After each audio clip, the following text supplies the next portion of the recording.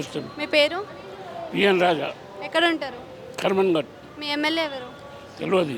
మీ corporator ఎవరు? తెలియదు.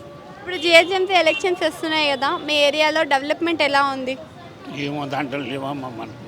Water కరెక్ట్గా వస్తుందా టైం టు టైం? ఆ ఓటర్ లిస్ట్ వాటర్ వస్తుంది.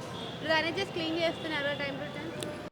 చెత్తకి టైం టు టైం వస్తున్నారా, లేకపోతే ఎక్కడ పడితే అక్కడ పడేయడం కానీ మీ ఏరియాలో లాంటివి? డైలీ ఊడుస్తారు మంచిగా, డైలీ వస్తారు. ఓకే. నీట్గా. స్ట్రీట్ లైట్స్ కరెక్ట్గా ఉన్నాయా? ఓకే. మీ ఎమ్మెల్యే కానీ కార్పొరేటర్ కానీ మీ ఏరియాకి రావడం, చూడడం, మీ సమస్యలు తెలుసుకోవడం లాంటివి చేస్తారా? తిరుగుతూనే ఉంటారు. నెలకు ఒకసారి 2 సార్లు తిరుగుతారు. తిరుగుతారు. ఓకే. మీకు ఇంకేమైనా ప్రధాన లక్ష్య ఏమైనా సమస్యలు ఏమైనా ఉన్నాయా? ఏం లేవు, అన్నీ మంచిగానే ఉన్నాయి.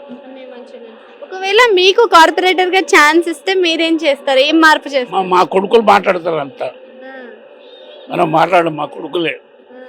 అంతా మీ కొడుకులే చేస్తారు, మీరేం చేయరు.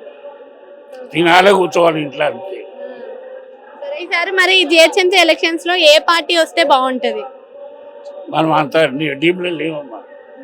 అంటే మీ అభిప్రాయం, మీరు చూసింది కదా, కాంగ్రెస్ చేసారు, బీఆర్ఎస్ చేసారు, కాంగ్రెస్ వస్తుందని ఆల్రెడీ కాంగ్రెస్ ఉంది కదా, అయినా మళ్ళీ వస్తుంది.